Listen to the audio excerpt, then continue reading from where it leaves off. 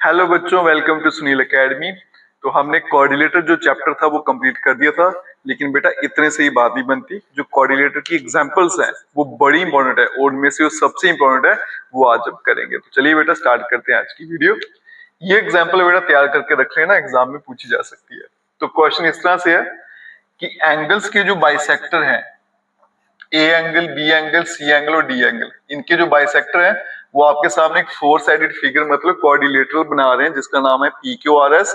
और मुझे ये साबित करना है कि पी क्यू आर एस क्या है बेटा, रेक्टेंगल है। अब पहले ये जान लीजिएगा कि रेक्टेंगल के लिए क्या प्रूफ करना पड़ेगा। सबसे पहले तो मुझे इसको पैरेललोग्राम प्रूफ करना पड़ेगा, फिर उसके बाद एंगल जो है वो 90 डिग्री के प्रूफ करने पड़ेंगे। तो दो काम करने पड़ेंगे, फिर हमारा आंसर आ जाएगा। ठीक है, तो चलिए बेटा स्टार्ट करते हैं। गिवन मैंने लिख दिया है यहाँ पे, टू प्रूफ भी लिख दिया है कि ये जो है लाइनें, ये लाइन एंगल ए का बाइसेक्टर, ये डी का है, ये बी का है और ये सी का है। अब देखिए बेटा कैसे करेंगे। मैं लिखूंगा angle A D S equals to half of angle D. ठीक है, मैंने क्या किया, ये वाला जो एंगल है इतना सा पोर्शन है, ठीक है, ये इस बड़े एंगल का क्या है, आधा है। बड़ा एंगल क्या है, डी, उसका आधा है ना, वही लिखा है मैंने। इसी तरह से ये वाला जो एंगल दिखेगा आपको, जिसका नाम है बेटा D S, angle D S, ये क्या है, हाफ ऑफ एंगल ए। ये एंगल ए का आधा है ना, क्योंकि एंगल ए पूरा एंगल है और ये लाइन बाइसेक्टर है, तो ये दो बराबर हिस्से हो रहे हैं, तो ये छोटा वाला हिस्सा इस पूरे का क्या है, आधा है। अब मैं क्या करता हूं बेटा, इन दोनों की एडिंग कर देता हूं। Angle A D S plus angle D A S, तो किसके बराबर हो जाएगा, 1/2। दोनों में कॉमन ले लेते हैं, angle A plus angle D. Angle A और एंगल डी, इन दोनों का सम कितना होगा बेटा, 180 डिग्री। चल गया बता? नहीं चला तो मैं बता देता हूं बेटा कि मेरे पास क्या दे रखा था, ABCD is a parallelogram. ABCD parallelogram है, तो इसका मतलब ये वाली साइडें आपस में पैरेलल होंगी और फिर ये वाले जो एंगल है, तो जो सम है बेटा वो क्या हो जाएगा इनका, 180। तो रीजन क्या लिखेंगे बेटा यहाँ पे कि AB जो है वो पैरेलल है CD के, तो इसलिए जो सम होगा एडजेसेंट एंगल्स का वो सप्लीमेंट्री हो जाएगा। ठीक है, यहां तक क्लियर है बेटा? तो यहां से मुझे क्या कंक्लूजन मिल गया, ADS और DAS दोनों को जब मिलाया तो एंगल बन गया 90 डिग्री का। ठीक है, ये कैंसिल हो जाएगा। तो अब डायग्राम में चलते हैं बेटा, इन दोनों को अगर मैं ऐड कर दूं तो आंसर कितना आता है, 90 डिग्री। अब हम चलते हैं नेक्स्ट स्टेप पे।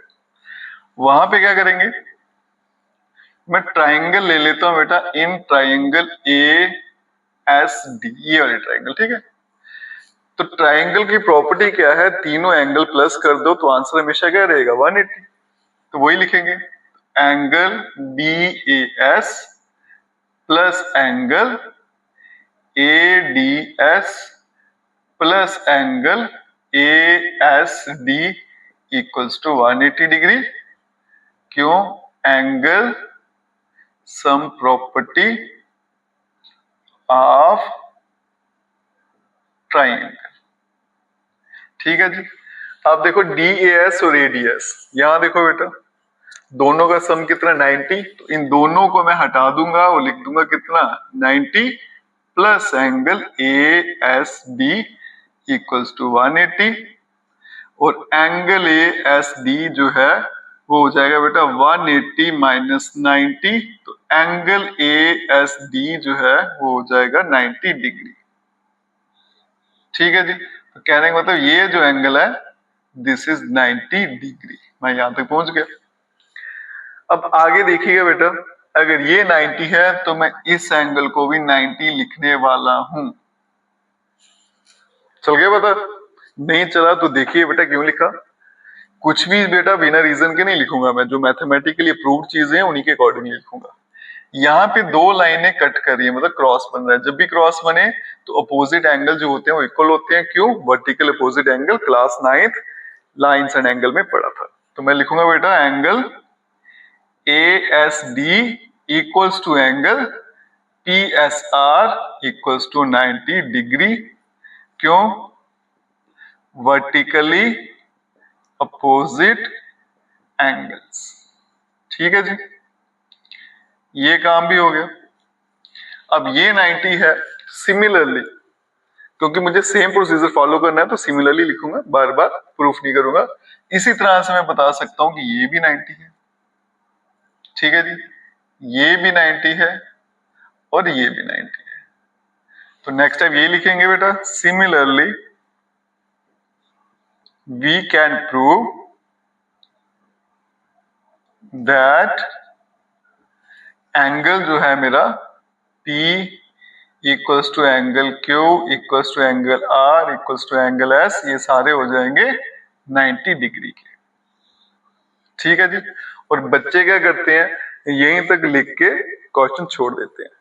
बेटा 90 डिग्री प्रूफ हुआ है, लेकिन रेक्टेंगल थोड़ी ना प्रूफ हुआ है।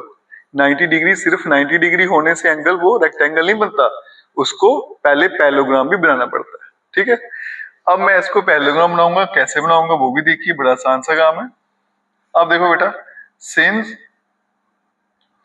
एंगल S जो है वो एंगल Q के बराबर है और एंगल P जो है वो एंगल R के बराबर है।